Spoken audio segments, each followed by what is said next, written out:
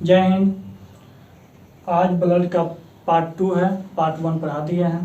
Part 1 में blood के बारे में देखे थे और पार्ट 2 में आरबीसी और डब्ल्यूबीसी के बारे में देखेंगे। आरबीसी जो होता है रेड ब्लड सेल होता है, इसको सेल को कार्पस्कल्स भी बोलते हैं। आरबीसी रेड ब्लड सेल होता है, इसको मैं एरिथ्रोफाइट भी कहते हैं। आरबीसी को एरिथ्रोफाइट भी कहते हैं। यह जो होता है आरबीसी जो होता है लाल क्यों होता है, तो हीमोग्लोबिन के कारण होता है। आरबीसी जो लाल होता है हीमोग्लोबिन के कारण होता है। और इसका आकार की बात किया जाए तो बाइकॉन्केव होता है। इसका जो आरबीसी का जो आकार होता है बाइकॉन्केव होता है, यानी कि गोल होता है और बीच में क्या होता है धंसा हुआ रहता है। आरबीसी का आकार गोल रहता है और बीच में क्या रहता है धंसा हुआ रहता है। इसका जो लाइफ स्पेन होता है या जीवन अवधि जो इसका होता है 120 दिन का होता है। आरबीसी का जीवन अवधि 120 दिन का होता है। 120 दिन में क्या होता है डेथ हो जाती है, मर जाती है। यह डेथ जो होती है कहाँ होती है, आरबीसी जो होता है डेथ कहाँ होती है, तो लीवर में होता है। भ्रूण अवस्था में रहेगा तो वह लीवर में होगा। हम लोग में क्या होगा स्प्लीन में होगा। तो स्प्लीन जो होता है स्प्लीन आरबीसी का कब्र स्थान भी कहते हैं। मतलब कि आरबीसी और डब्ल्यूबीसी जो डेथ होती है वह कब्र स्थान में ही चल जाती है, वो स्प्लीन में चल जाती है, प्लीहा में चल जाती है। ब्लड बैंक भी कहते हैं, स्प्लीन को ब्लड बैंक भी कहते हैं और आरबीसी का कब्र स्थान भी कहते हैं, स्प्लीन को कब्र स्थान भी कहते हैं, प्लीहा को। इसमें जो होती है लाइसोसोम नहीं होती है। इसमें क्या होती है लाइसोसोम नहीं होती है। इसमें केंद्रक नहीं होती है, मतलब कि आरबीसी में केंद्रक भी नहीं होती है। केंद्रक में क्या होता है डीएनए और आरएनए होता है। इसलिए आरएनए अगर आरबीसी हम ब्लड को निकालेंगे तो इसमें डीएनए और बात किया जाए केंद्रक इसमें नहीं होती है। तो डीएनए आरएनए मतलब कि चेक करने के लिए आरबीसी ब्लड निकालेंगे तो इसमें डीएनए आरएनए चेक नहीं होगा। डीएनए चेक करने के लिए नाखून भी ले सकते हैं, बाल भी ले सकते हैं, लेकिन इसमें आरबीसी ब्लड निकालेंगे तो इसमें डीएनए आरएनए चेक नहीं होगा, क्योंकि इसमें केंद्रक ही नहीं होता है। केंद्रक में ही डीएनए और आरएनए रहती है।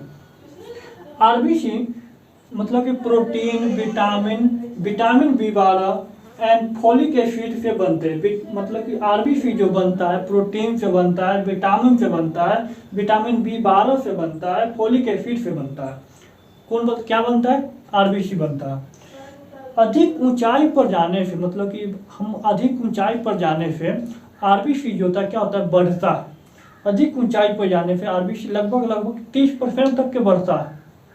आरबीसी लगभग 30% तक के बढ़ जाती है अधिक ऊंचाई पर जाने से। आरबीसी रुधिर अणु का 95% है। मतलब कि आरबीसी जो होती है पूरे ब्लड का जो आरबीसी है वो 95% होती है। ऐसे भी 95% होती है। आरबीसी की संख्या जो होता है आरबीसी की जो संख्या जो नापा जाता है किस चीज से मापा जाता है, तो हीमोसाइटोमीटर से मापा जाता है। मतलब कि आरबीसी का जो संख्या जो होता है कैसे पता लगाया जाता है, तो यह एक हीमोसाइटोमीटर जो है इससे पता लगाया जाता है। आरबीसी की कमी से जो होने वाले रोग होते हैं एनीमिया हो गया, जॉन्डिस हो गया, और ये जो है पॉलीसाइथेमिया जो होती है यह आरबीसी को बढ़ने से होती है। पॉलीसाइथेमिया जो होती है आरबीसी को क्या होता है बढ़ने से होती है, और एनीमिया जॉन्डिस सब जो होती है आरबीसी की कमी से होती है। फंक्शन ऑफ आरबीसी के बारे में आरबीसी क्या काम करता है इसके बारे में देखते हैं। तो बॉडी के हर सेल में O2 को पहुंचाता है, यानी कि ऑक्सीजन को पहुंचाता है, और तथा CO2 को वापस लाने में हेल्प करता है। तो आरबीसी में जो हीमोग्लोबिन है वह पूरे बॉडी में ऑक्सीजन को पहुंचाने का काम करता है और लाने का भी काम करता है। कौन करता है आरबीसी में, तो हीमोग्लोबिन काम करता है। ब्लड के अंदर जो होती है वह आरबीसी होती है। एक बात किया जाए तो ब्लड के अंदर आरबीसी होती है और आरबीसी के अंदर हीमोग्लोबिन होती है, और हीमोग्लोबिन के अंदर क्या होती है आयरन होती है। तो यही आयरन की कमी से क्या होता है एनीमिया हो गया, या हीमोग्लोबिन की कमी से क्या हो जाएगा तो एनीमिया हो जाएगा या जॉन्डिस हो जाएगा।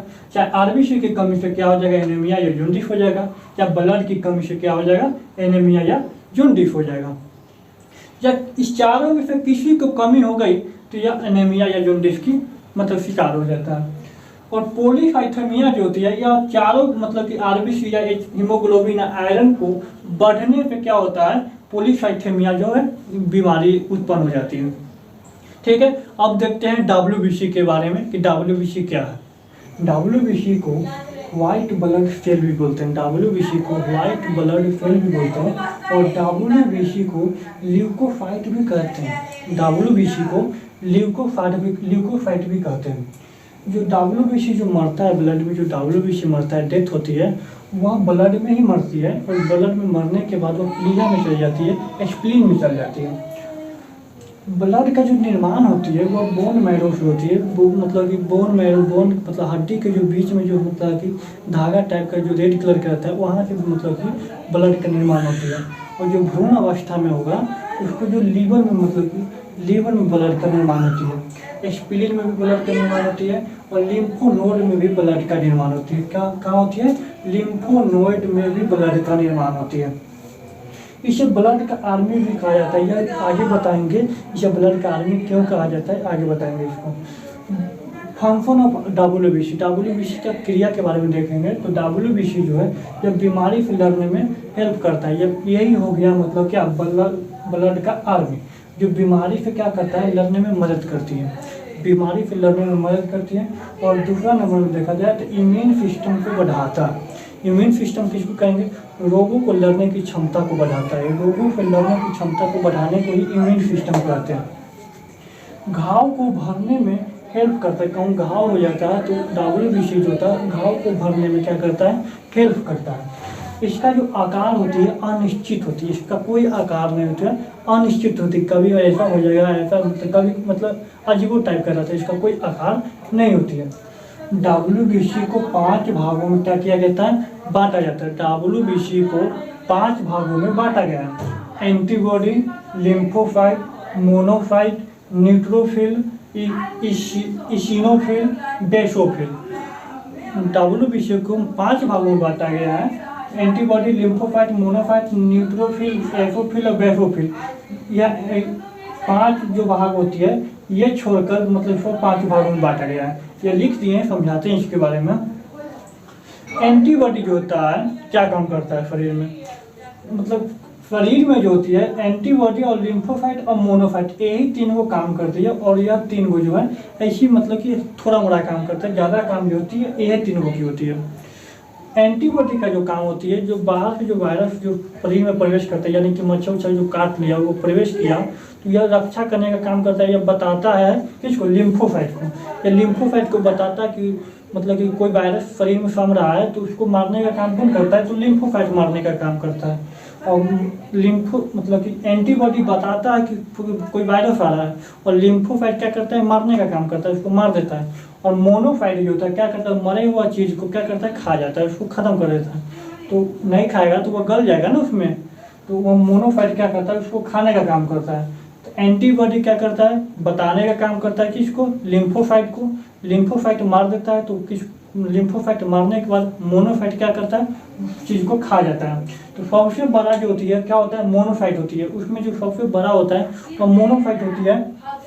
और लिम्फोसाइट को बात किया जाए तो लिम्फोसाइट को T सेल भी कहते हैं, इसको T सेल भी कहते हैं, T सेल भी कहते हैं, लिम्फोसाइट को T सेल भी कहते हैं। और एंटीबॉडी जो होती है रक्षा करता है, किसको रक्षा करता है, यह लिख दिए रक्षा करता है।